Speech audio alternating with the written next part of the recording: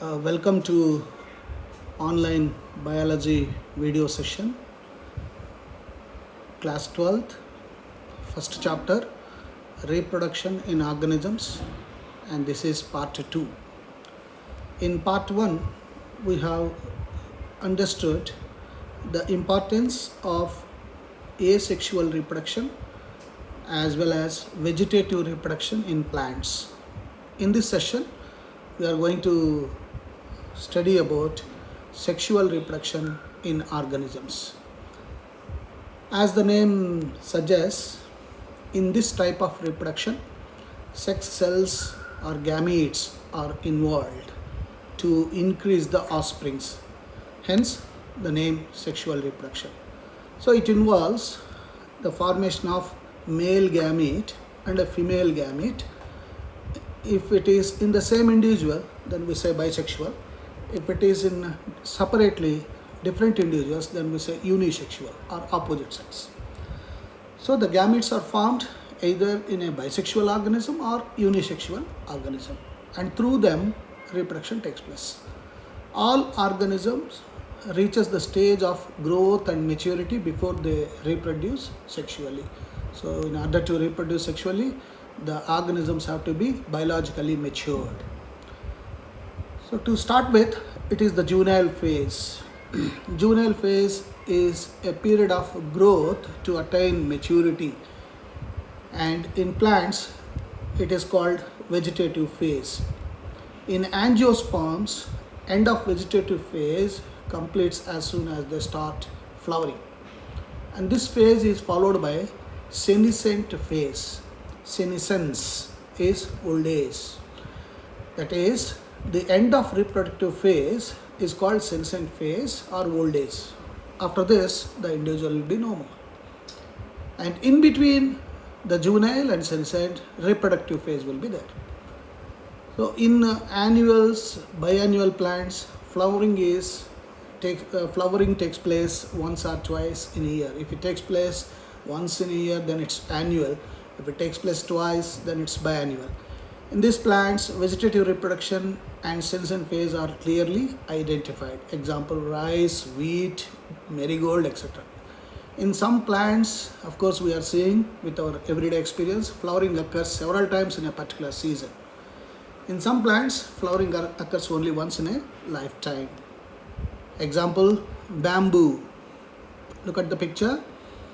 Flowers after 50 to 100 years, and strobilanthes flowers once in 12 years. So based on the reproductive cycles in animals, seasonally the cycles takes place. Reproduction in animals is seasonal. Birds lay eggs only in specific season. The placental animals exhibits reproductive cycles that leads to changes in ovaries and hormonal levels. Whenever an animal reaches the reproductive phase, a lot of changes, biological changes take place due to fluctuations in the hormones. Estrus cycle. It's the reproductive cycle of non-primates, animals like cow, dog, rats. These are seasonal.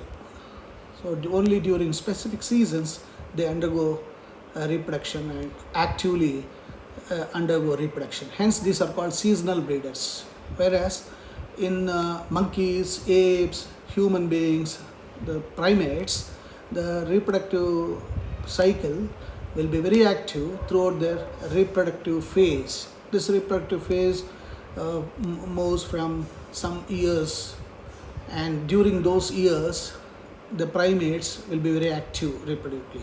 Hence, these are called continuous breeders. Basically, the sexual reproduction can be divided into 3 stages. Stage 1 is pre-fertilization event. Second one is fertilization event. And the third one is post-fertilization event. And in pre-fertilization event, it involves the gametogenesis and gamete transfer. Gametogenesis is the process of formation of male and female gametes. And as all of you know, gametes, sex cells, will be always haploid because they undergo meiosis. and these haploid gametes get transferred from one organism to another organism or opposite sexes. For this, they require some help in the form of pollination in case of plants. In fertilization, during fertilization, there will be meeting of opposite gametes, male and female gametes, and form zygote. Zygote develops into embryo, and the embryo becomes babies. In post-fertilization event, it involves the process of embryogenesis, how the embryo develops. So based on that, 3 events, the cycle gets completed. If the gametes are similar, male and female gametes are morphologically similar, then we say isogametes, and if they are dissimilar, anisogametes or heterogametes.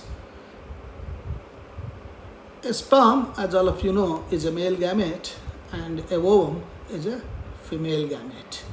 And in this, depending upon whether one set of chromosome is present or 2 sets of chromosomes present, we name them as haploid and diploid. In case of human beings, a gamete, a sperm or a ovum will have n number of chromosomes. N is equal to 1 set of chromosomes, so haploid. Whereas in other cells, there will be 2 sets of chromosomes, 23 into 2, for example, 46. So we say 2n, like in skin cells, muscle cells, hair cells, ligamental cells, bone cells, there will be 2 sets of chromosomes. So we have got a list, go through the list of which shows haploid and diploid number of chromosomes. And then based on the presence of sex cells or gametes, we give names for the organisms like homothallic or monoecious. It's the bisexual condition in fungi and plants wherein both male and female reproductive structures are present in single individual. A single individual will be having both the sexes. Whereas in dioecious, it is the unisexual condition in plants. In this, male and female reproductive parts are found in different parts. So you got a male flower which bears a stamen, so we say staminate flower, and pistil, pistillate flower, and we got a flower that bears both staminate as well as pistillate, we say bisexual. So examples for this, monoecious plants, cucurbita, and for dioecious, papaya and date palm. See the pictures. And in case of animals, the bisexuality is called hermaphrodite. Like in earthworm, all of you must have seen, tapeworm, sponges, leech. In this, the same animal will be possessing both male as well as female reproductive organs. Hence they are called hermaphrodites. Whereas in unisexual animals, the animals will be bearing either of that, either male or female reproductive organ. Example, cockroach, insects, birds, fishes, amphibians, mammals, all this. As we discussed just now, a haploid organism is having only 1 set of chromosomes in somatic cells, means body cells. Like Monera, fungi, algobiads, haploid plant body. So the haploidicity is dominant. In a diploid organism, the individuals having 2 sets of chromosomes in their body cells. Example, pteridophytes, gymnosperms, angiosperms, and most of the animals. In diploid organism, the gamete forms by meiosis. At the end of meiosis, haploid gametes will be formed. Now, once the gametes are formed, how do they get transferred? In majority of organisms, male gametes are motile, like we said, zoospores. Female gametes are non-motile, means they cannot move by themselves. In a few fungus and algae, both male and female gametes are motile. In algae, bryophytes, pteridophytes, male gametes move in water to reach female gametes because for reproduction, water is a must for them. The large number of male gamete fails to reach female gamete. To compensate this loss, male gametes produces several thousand times to female gamete. So this is how they survive in large numbers. In bisexual, self-fertilizing plants pollen grains are easily transferred to stigma. In unisexual and cross-fertilizing plants, pollination occurs by media such as air, insects, birds, etc. etc. Look at that, the photo wherein the bird is sitting and the pollen grains will stuck to its body and the bird flies to next plant. So this is how the pollen grains gets transferred. And once the pollen grains get transferred, there is a chance for the male gamete to fuse with the female gamete. So the pollen grain fuses with the ovum. As a result, zygote will be formed. This process is called fertilization or syngamy.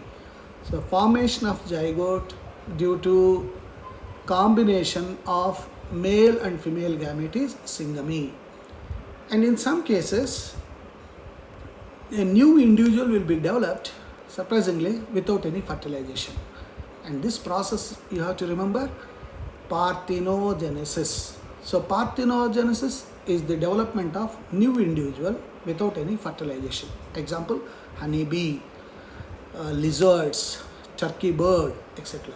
Similarly, in case of plants also, like Bijapur is famous for seedless pomegranate, seedless grapes, and all these are formed due to parthenogenesis. So they are called parthenocarpic fruits. Okay, and then we have got both internal as well as external fertilization. In external fertilization, fertilization takes place externally.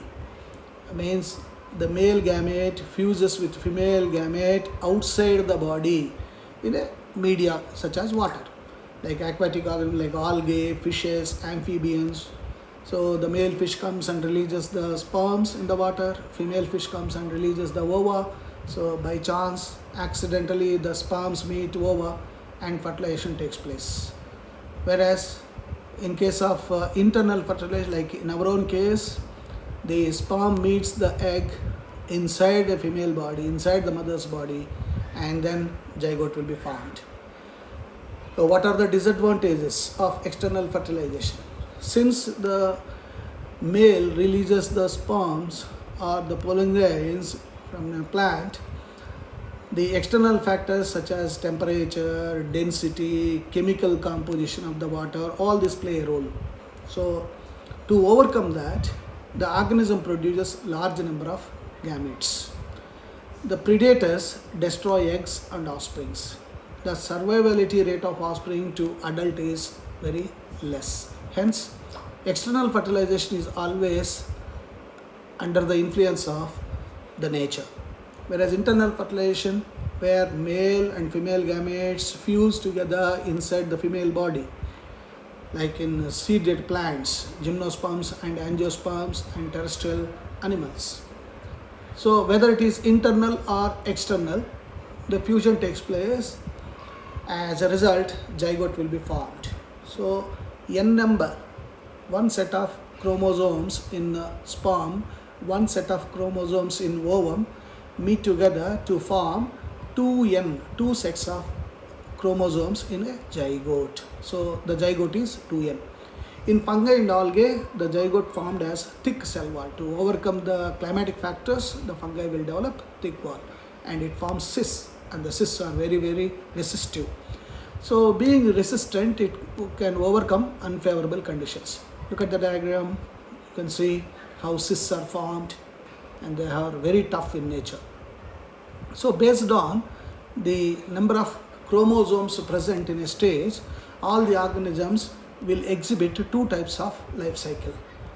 One, haplontic life cycle. Look at the diagram, wherein haplontic, n number of chromosome stage is dominant, whereas diploid stage is very, very small in phase. Like zygote is only 2n, only that phase is having limited time in haplontic life cycle. Whereas in diplantic life cycle, you can see that happens in gymnosperms and angiosperms. And look at that. In case of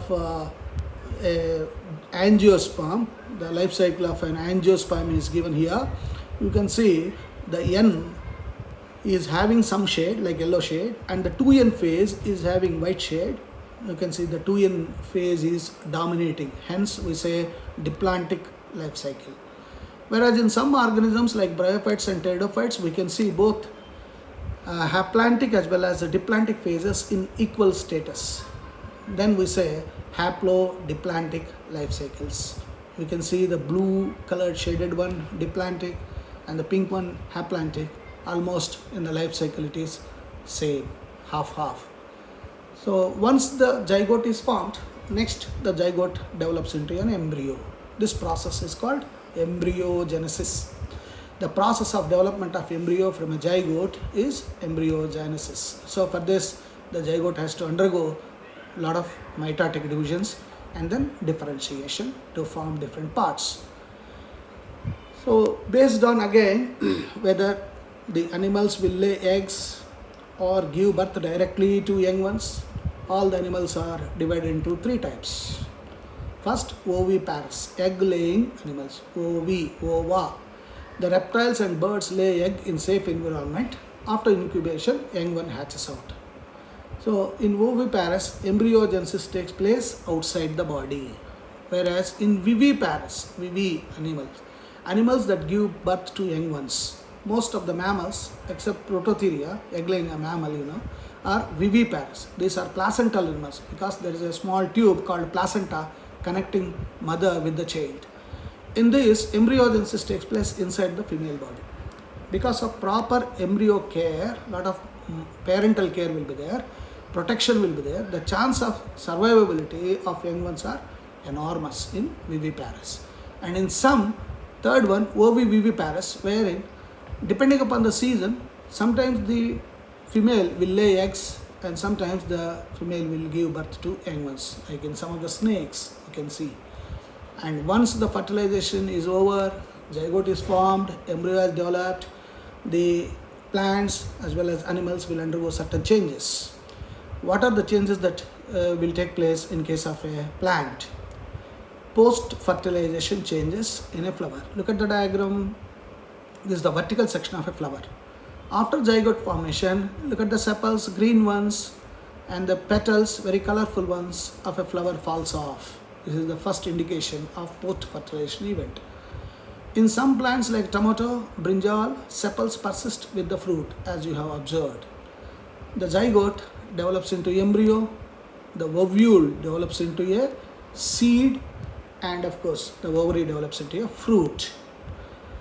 And that is the reason why we say, if someone asks you what is a fruit, you always say fruit is a developed ovary. And what is seed? It's a developed ovule.